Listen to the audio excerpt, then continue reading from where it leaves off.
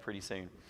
And also, you hope you saw that the Strauss baby was born, okay? And Jordan's not the only overdue woman that we have, I think, right now. So we've got several that are coming, but we've got a couple of babies left in our COVID baby boom.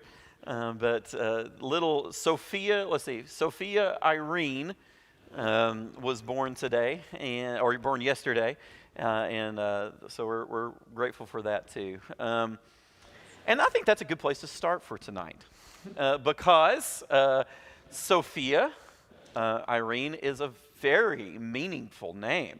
And the Shirouses, being the intentional people that they are, I'm sure they picked those names very aware that Sophia means what? Oh, now come on. Now, Sophia, you guys got this one. I know you can get this one. Somebody get Sophia for me.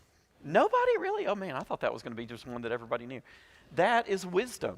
Okay, Sophia is wisdom. And Irene, Irene is maybe a little more difficult. Okay, although there is a word that's a derivative that we use sometimes, I guess. You ever heard the phrase that somebody is Irenic?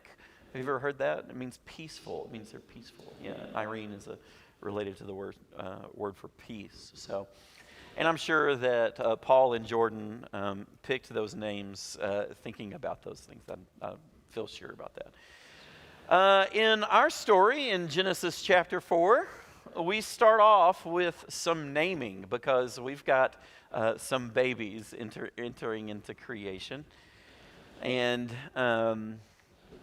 the story begins by telling us that when Eve bears Cain, she gives him a meaningful name. Okay? I guess it doesn't quite say that. It just says that she bore Cain, and then she says this: I have produced a man with the help of the Lord. And that verb produced, okay, is related to the word Cain. That's the relationship between those, okay? And so she's saying, I have caned a man, okay? I have produced a man. And interestingly, she says, with the help of the Lord, which is a very interesting thing, given that the last chapter ended in chapter 3 with the Lord pronouncing that she was going to have pain in childbirth, right? And then we come into this story, and she produces a child, and it says she did that with the help of the Lord. And I wonder if that's supposed to be meant ironically, or like she just has somehow gotten through this ordeal with the help of the Lord. It's just an interesting connection, because it didn't seem, at least in chapter 3, like the Lord was making that process any easier, as far as I can tell. An interesting part of this story, though, is that while she says and gives meaning for the name of Cain, that Cain has been produced, okay, she gives us no such clue about the meaning of the name Abel, okay? And I'm going to say that the reason that she doesn't do that is because she doesn't have to, okay? She doesn't have to. Because Abel's name is one that in Hebrew is so easily clear that she doesn't have to say what it means, okay? Although it carries with it an incredible bit of meaning and irony and foreshadowing and all that kind of stuff, okay? Okay, so before I tell you what that word is, let's look at the book of Ecclesiastes. So Ecclesiastes is where we're gonna start. Okay. Ecclesiastes is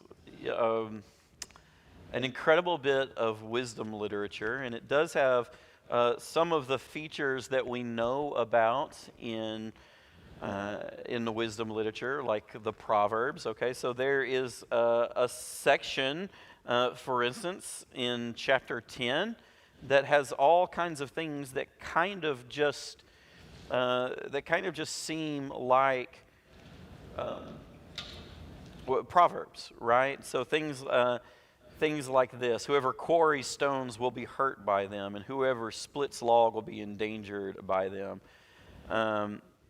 If the iron is blunt, this is verse 10, chapter 10, verse 10. If the iron is blunt and one does not wet the edge, then more strength must be exerted. But wisdom helps one to succeed. And then there's this: if the snake bites before it is charmed, there is no advantage in a charmer, right? Like, wow, that's a pretty interesting proverb about how something that is dangerous and you think you know how to control it, it can get you before you actually get control of it, like you think you are. So there's a lot of different parts of this particular text that have that kind of, or there's pieces of it that seem kind of like what the other bits of the wisdom literature are that we know. But there's another side of Ecclesiastes that has to do with the frustration of somebody that expects life to always give away its meanings and be clear about the meanings that it has. But it doesn't always kind of look that way, right? It's not always clear what the meaning is.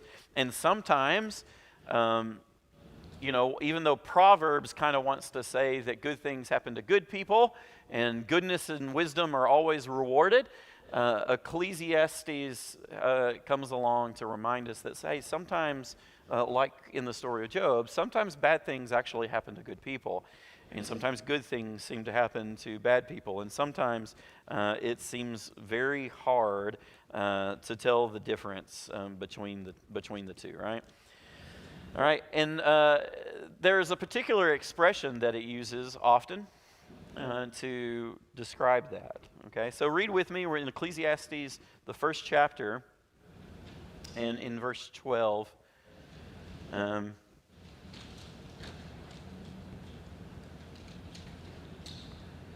right, Ecclesiastes, the first chapter. And actually, if we start at the beginning, right, we hear the words of the teacher, the son of David, the king in Jerusalem: vanity of vanities. Everything is vanities. Well, hold a second, I'm trying to type and do this at the same time. Everything is vanity, right? Now, come on now. Trying to spell Ecclesiastes in front of a group of people is not a wise thing to do. Okay, here we go. Vanity of vanity, says the teacher. All is vanity. What do people gain from the toil at which they toil under the sun? A generation goes and a generation comes, but the earth remains forever. The sun rises and the sun goes down and hurries to the place where it rises. The wind blows to the south and goes around to the north. Round and round goes the wind, and on its circuits the wind returns. All streams run to the sea, but the sea is not full. To the place where the streams flow, there they continue to flow. All things are wearisome, more than one can express. The eye is not satisfied with seeing, or the ear filled with hearing. What has been is what will be, and what has been done is what will be done. And there is nothing new under the sun. Is there a thing of which it is said, see, this is new? It has already been in the ages before us. The people of long ago are not remembered, nor will there be any remembrance of people yet to come by those who come after them. So it's a real pick-me-up, right? You can write this text on your greeting cards to your friends, when their children is born. You can send it to the shorehouses. Hey, we're glad your baby is born. Remember that nothing, ever comes to any meaning, right?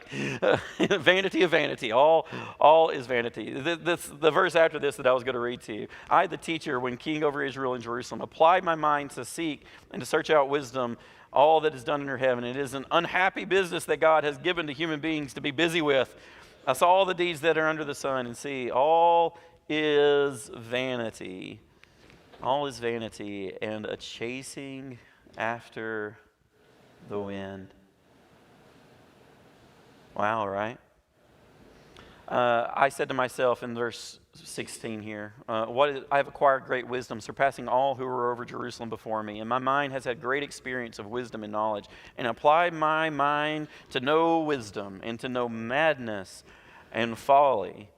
I perceive this also to be but a chasing after the wind. All right, now here's the thing. All right?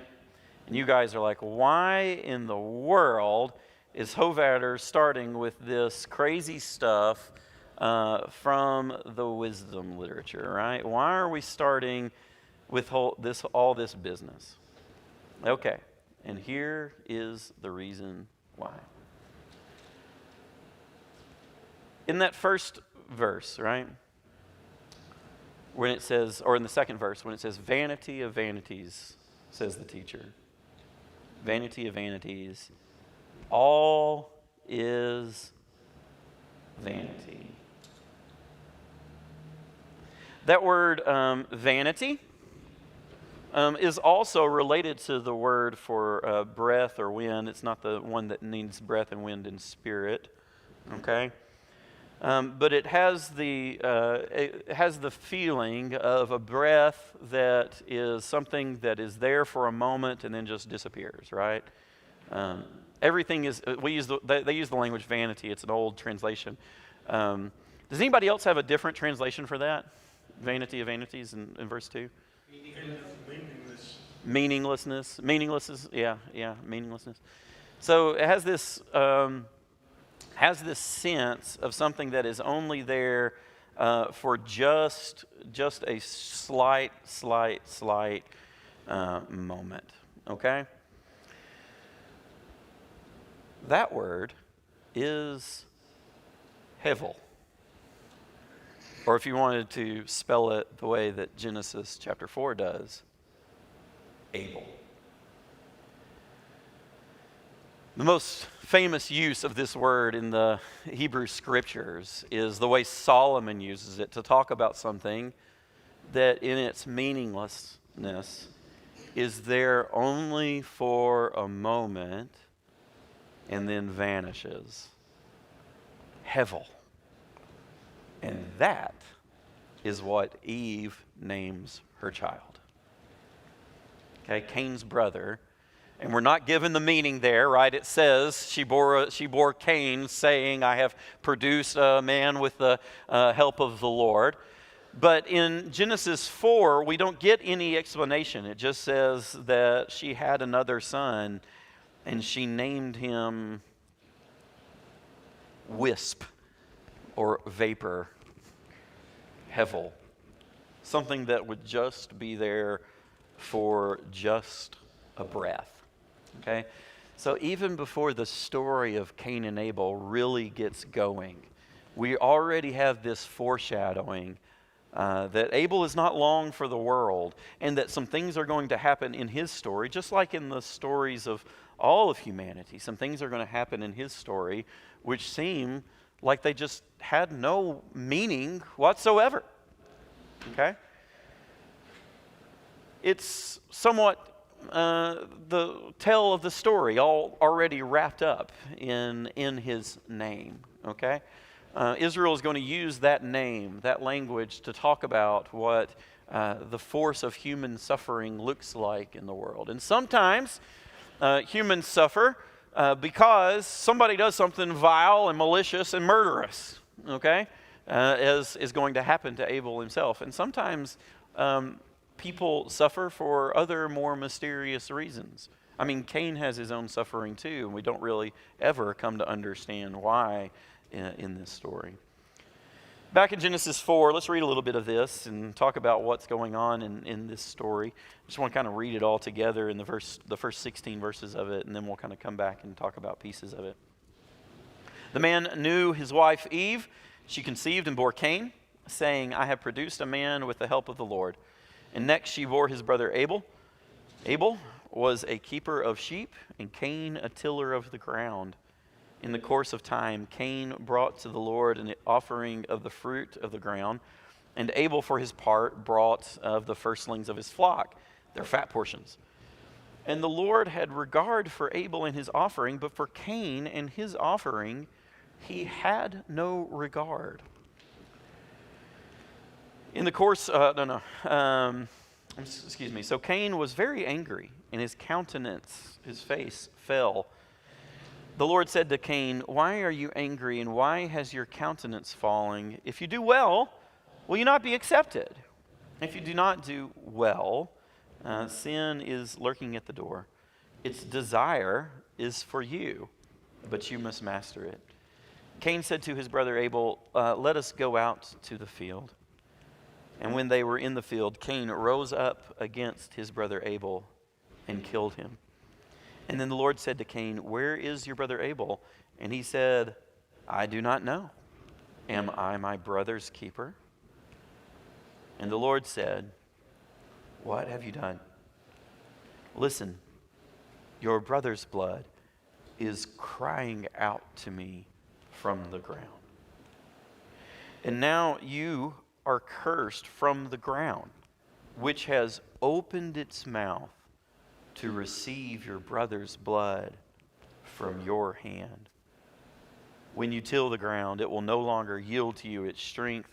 You'll be a fugitive and a wanderer on the earth." And Cain said to the Lord, "My punishment is greater than I can bear. Today you have driven me away from the soil, and I shall be hidden from your face.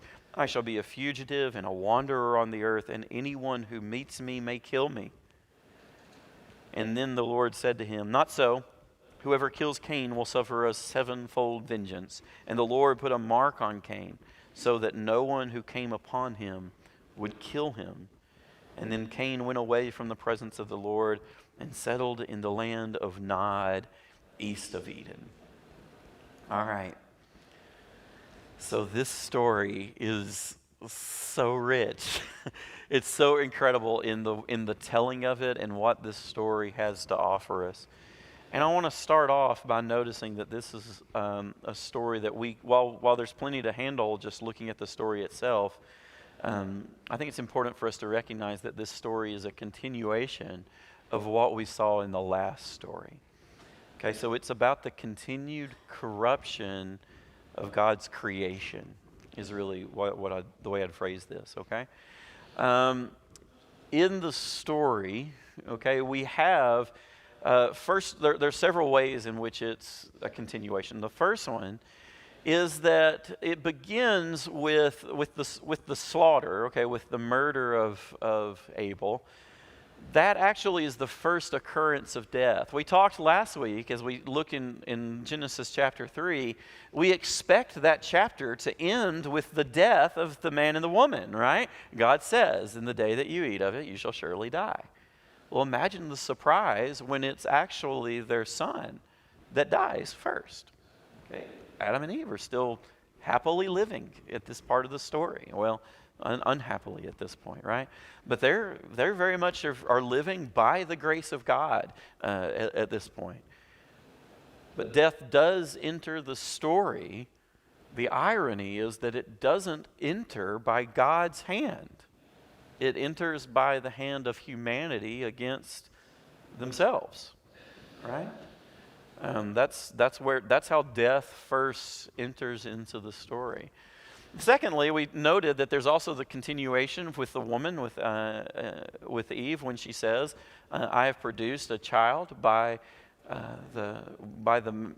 the Lord's help." Okay, and we noted that the story last time ends with the idea that she's going to have great pain in her childbearing, right?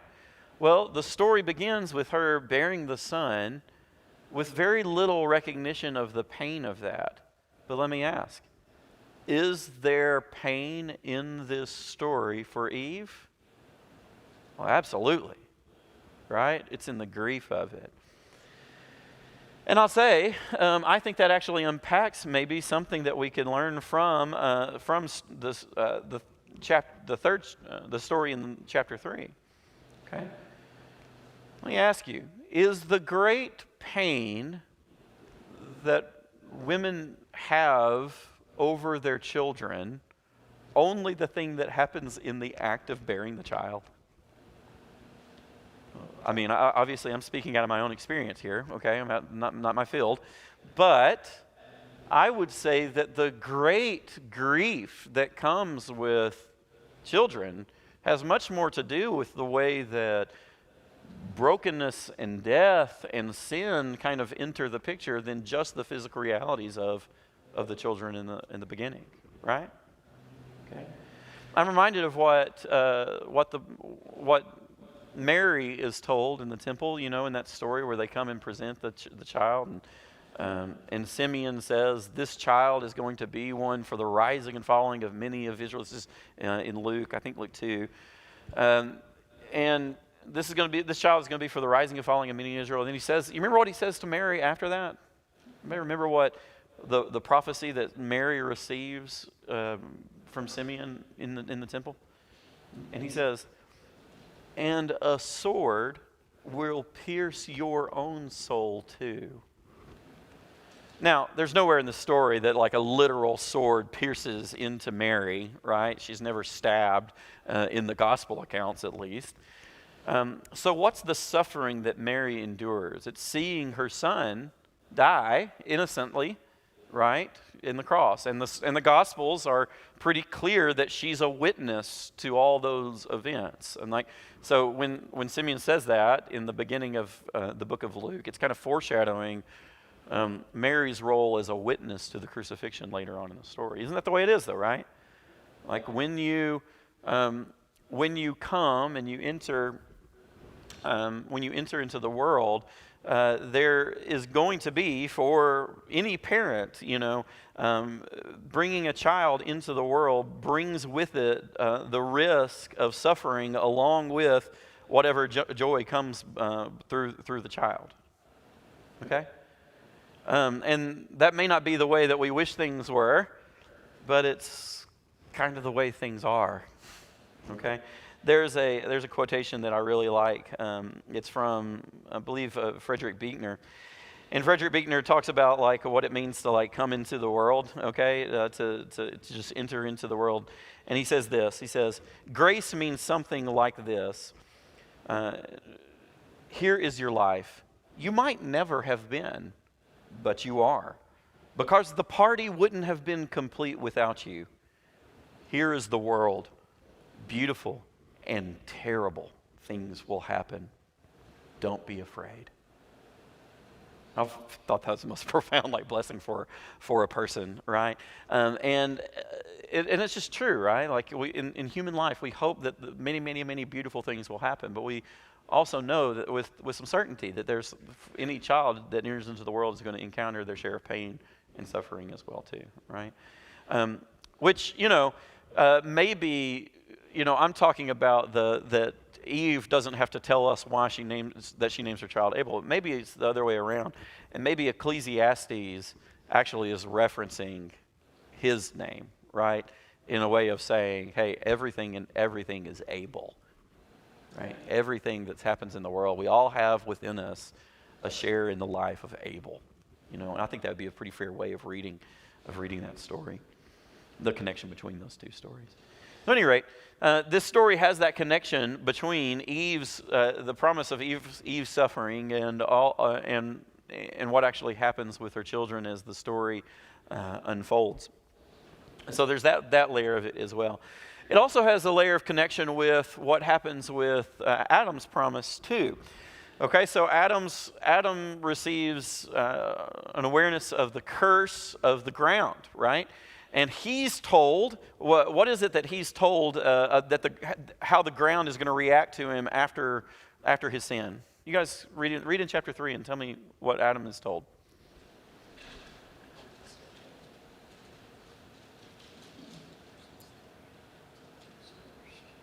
Yeah, the ground is cursed because of you, right? The ground is cursed because of you. And then what else is he told because of that? Painful toil. Yeah. Thorns and thistles it shall produce for you, right? And yeah.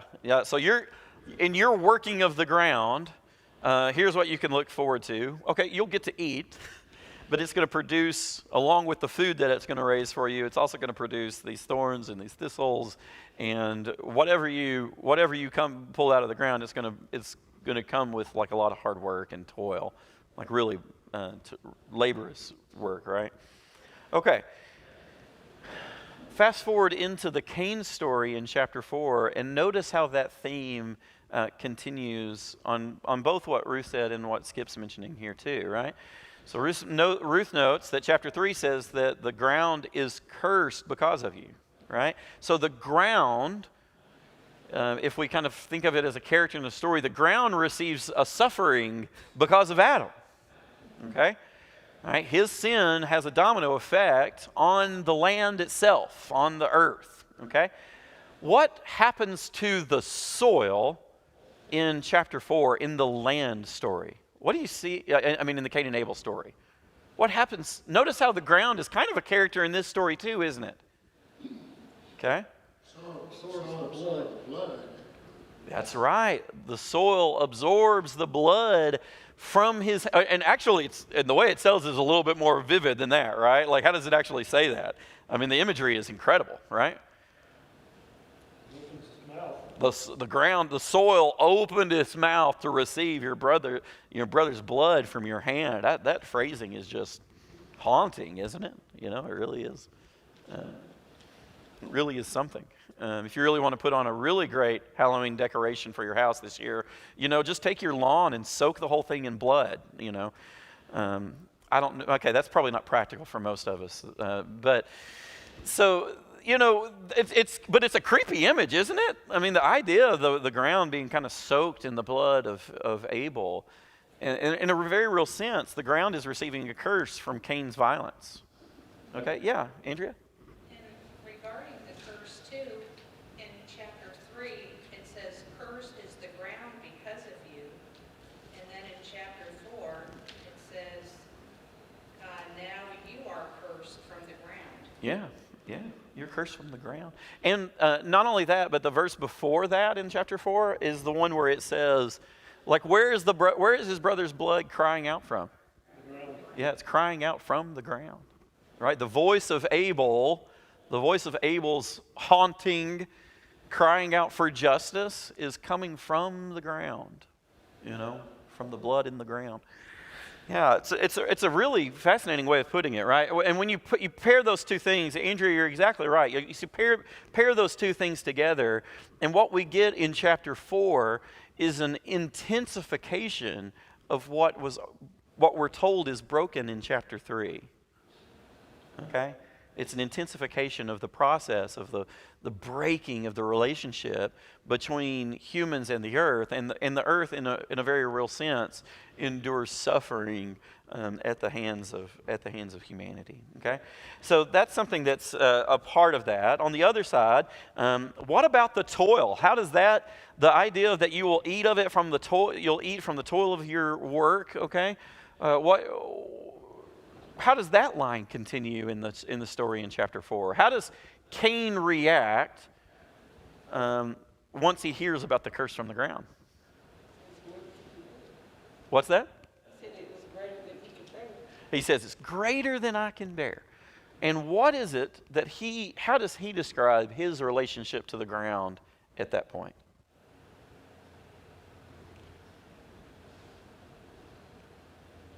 Well, in verse 12, it says the ground will no longer yield its crop. Yeah, that's right. In verse 12, he's told that, right? It will no longer, when you till the ground, it will no longer yield to you its strength, okay? And then in verse 14, he says, you have what? What does he say to God? You have what? Oh, is that what it says? Okay. Well, in my translation, it says, you have driven me from the ground. Okay, you've driven me from the earth, right? You separated me from the ground, is what he says. Okay, and notice that that's not just a continuation. It's not just that he's told the same thing that Adam's told. Okay, Adam says you're still going to get the food from the ground, but it's going to come with some toil. What is Cain told? That ground isn't giving you nothing. Okay, that ground is not going to give you anything. All right, so there's this real flipping or this intensification of what Adam was told in the curse and the separation from the ground. Now, I want to note one last thing that kind of just makes this a little bit more personal in this part, and that is that what's Cain's identity in the beginning of the story? Is that what you were going to say? Tell us, Skip. Yeah. That's kind of what I was going to allude to. Yeah. What we talked about last week is his vocation has now changed. Oh, his vocation is obliterated. Yeah, because in the beginning of the story, it tells us, right? Now, Abel's work is the herder of the flocks, right? The one that's caring for the flocks. What's Cain's vocation? Yeah, he's a tiller of the field, right? And the ground is all over this story. Cain is identified as the one who tills the fields, okay? He, after God is displeased, we're told that they go to the field, and that's where the scene happens, right? Okay, I mean, in my mind, it's all field at this point, so I don't know. But the story seems intent to tell us that they come to this setting, okay, which is Cain's turf, and in Cain's turf is where this takes place. And at the end of the story, he has his. You're right. He has his vocation essentially stripped from him, okay, and he says, "This is too much. This is more than I can bear." Okay. All right, not only that, but obviously, most obviously, we talked last week about how in the story in chapter 3, we have a fracturing in the relationships of humans with each other, right? Humans at this point are ashamed of both before God and of each other, okay? There's a separation, and the curses at the end of the story, we find that they're going to have conflict with each other, and also with the ground and with the other animals and all that kind of stuff. All right, but in this story, we start to see the conflict pretty heavy, right? Now,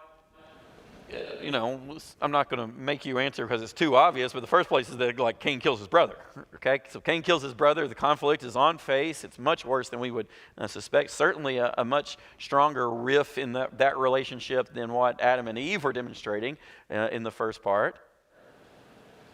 But let's press it a little further. How does Cain expect other people to respond to him at the end of the story? They would kill him. Yeah. He says, well, these people out there, they're going to kill me. Okay. Well, it's really interesting how Cain's priority number one is the violence in the world now at this point, right? Who in the world is doing killing, Cain? It's really just one guy, okay? Now, JC asked me a couple of weeks ago, he said, when we get to this story, you're going to ask us who Cain's wife, where Cain's wife came from, okay? And JC, I'm going to give you an even more crazier question than that. JC, who is Cain worried is going to kill him? Right? So that whole mystery about where his wife comes from, I'm with you on that too, but Cain, there ain't anybody else out there. There was one other guy and you killed him, besides Adam and Eve. Your mom and dad, I guess, is that who you're worried about? What's the deal in the story? The story presumes that somehow there are other people in the world, at this point. And if you got a great way of explaining that, man, you just type me that email. I'd love to hear that, okay? But that's part of the story, right? Is that in this, one of the effects here is that as soon as Cain perpetrates violence himself, he has to fear violence from other people. And isn't that the way that works? Right? How much of our lives is spent in fear of violence of other people? Let's just be straight and honest here, right? We live in a community whose literally the biggest economy around here is based on trying to make sure that we're technologically prepared enough so that other people don't kill us. If you guys got another definition of what the Air Force Base does, I'd love to hear it, okay? But I think that's pretty close to the truth of it. Right? And there's a lot of other stuff that goes along with that too. As soon as we become people of violence, as soon as violence enters the world, we have to be prepared for that violence to spread and for that violence to boomerang and to come back at us. Okay? And right now, we live in a human situation where there's really no way out of that. There's really no way to prepare that there's no way to pretend that violence doesn't exist. Okay? So we're all just trying to deal with what it means to mitigate the threat of violence as well as we can. Okay? So that's part of the story too, and that's a continuation from what's happening in chapter 3. I do want to come back to one last part that's a continuing thread, though, and that is the thread of the rupture between humans and each other. That's in this story. There's the killing of Abel, okay, and then God confronts Cain. Again, very much like in the chapter in the story in chapter 3, with a question that we can presume God already knows the answer to, right? And the question in chapter 3 was, where are you? Why are you hiding? Who told you that you were naked, right? Okay, God, you remember that kind of line of questioning from God. And here God leads Cain before before there's any confession. God leads Cain to kind of fess up, or gives him an opportunity to do that by saying what? What's the question that he asked Cain? Where's your brother? And Cain responds with this infinite quotation, right? Where he says, "Am I my brother's keeper?" Okay. I want to note that that's a continuation of the story in chapter 3 in some ways. It's an intensification. When Adam and Eve are confronted with their sin, what is it that they do? They blame each other, right? They blame each other. Now they begin by hiding from each other, and then they blame each other in the story. In this story, it begins with violence. There's no hiding. Cain doesn't hide from his brother in the beginning of the story. He goes ahead and kills him. Right? Now, remember, while the operative thing in the first story is the shame, in this story, what's the emotion that Cain has that drives him to this? It's anger, a specific kind of anger too, right? It says anger. It says he was angry. It says his countenance. What kind of anger is it? Yeah, it's jealousy, right? Somebody has been looked on with favor, I'm not. And so, that drives him to this jealous anger. And the anger is what drives the story along, okay? Notice how quickly we've gotten into some pretty serious kind of emotional drivers of humanity. We've already had shame, desire, right? We've had now anger and jealousy, okay? Remember, we talked about how jealousy is kind of at work in that first story too, a little bit, right? Like they are jealous of the knowledge of good and evil. That's what they covet in that story. And in here, it's covetousness kind of maxed out, right? Now, instead of coveting what God has, Cain covets what Abel has with the favor of God. And he kills in order to kind of rectify that. In this story, though, when he's asked that question, his question is a denial of any kind of responsibility toward the other person. Right? Okay. And all that to say this. Even though sometimes I will still hear that question used in a silly way as if to kind of deny the responsibility of other people, the answer of the text to that question, am I my brother's keeper, is definitively yes. Yes. The only thing that makes Cain think that he's not his brother's keeper, is the sin that has entered his heart and led him to kill his brother. Okay? He is his brother's keeper. Okay? We are our brother's keepers. Okay? Even in those situations in which those relationships get fractured and things happen and jealousy and all that kind of stuff erupts. Okay? I want to say that because in this part of the story, in this intensification, we're just coming to this idea of brotherhood, which is a major theme for the rest of Genesis, right? Now, we talked about how last week we looked at how that desire theme is going to kind of run itself through the story all the way through the Joseph saga. Of course, on face, you don't have to look very hard, but on face, one of the driving sagas that's going to come out in for the rest of this story of Genesis is the relationship of brothers. Okay? And at each turn, we might well ask, how would those stories have turned out if they saw each other instead of as competitors, which they do almost universally, right? How would those stories have ended, or how would they have looked instead if they saw each other as their brother's keepers? Okay? I don't think the story invites us to think that. Beginning with this one, of course, and then moving on into the story. And it's not just brothers. Sometimes it's other kin relationships that are strange, like the story between Abram and Lot, which begins as being a story of kinship, okay, and protective kinship, but then turns into a story of competition, right? And then, you know, Abraham tries to recover that in his relationship with Lot, but it's a difficult thing.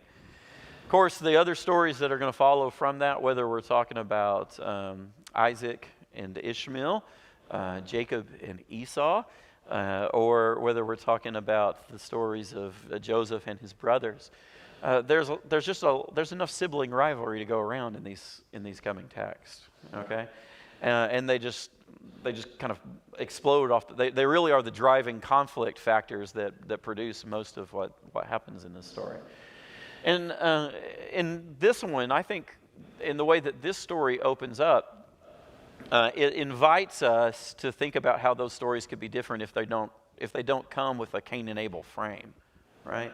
All the other brother stories kind of show up as Cain and Abel frame. Now, I don't want to end that way, okay? Because even though this story is the first bookend, okay, and it's about the worst brotherhood, it's literally the worst brotherhood story possible, okay? The story ends, of course, Joseph has trouble with his brothers, but the story ends at the end of Genesis with Joseph reconciling with his brothers. Okay? And I don't think that's accidental, that you have these two stories as bookends, right? Because what you would hope would happen is that God is, through the story of Abram and his descendants, God is going to try to undo the Cain and Abel story. Okay? He's going to try to teach them what it means to reconcile and to live as brothers in a different way.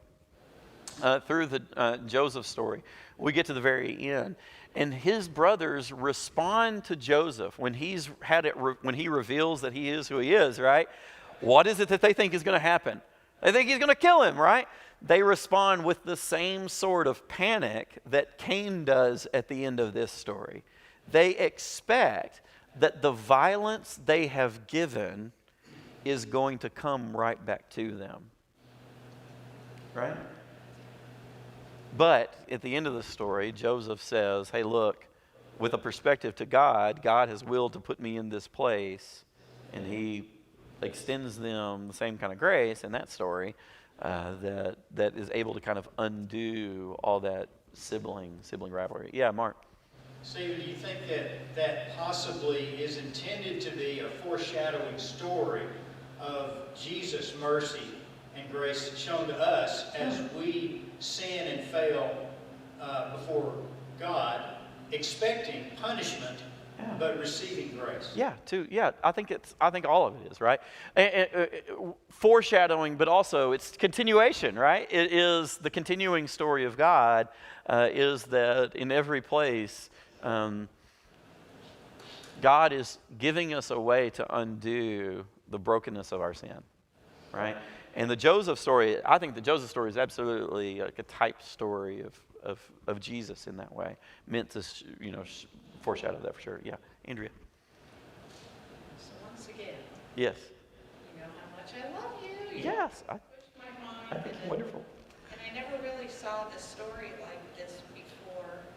So just tell me, Yes. I'm sitting here tonight, and I'm thinking this is a really sad family event Yes. that happens in many families where you have a child that leaves the faith Sure. and one doesn't.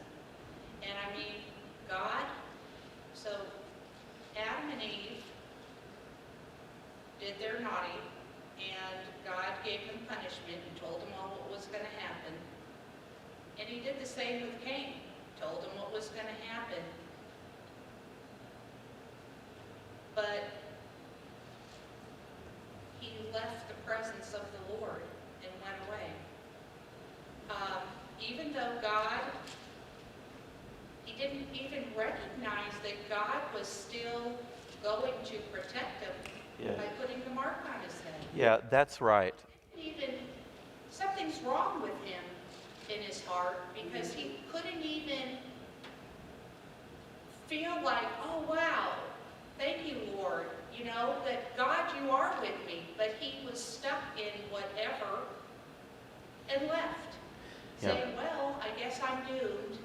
And, Yeah. and I think Eve, she thanked God for her firstborn, even though she was punished, and he told her, what her naughty was, and told her what the punishment was going to be. But when she had the baby, she said, oh, with the Lord's help. So that's sad when that happens. Yeah. Parents, and you have two children brought up in the same, and one, for whatever reason, can't what is that? You're right. You're pointing towards like one of the central tragedies of the story. God, that why he doesn't have a faith. Well, it's because the Lord, whatever, but really God didn't. Yeah. He put the mark on him. Yeah, that's right. And that's where I kind of want to end with two weird things that this story closes with, okay?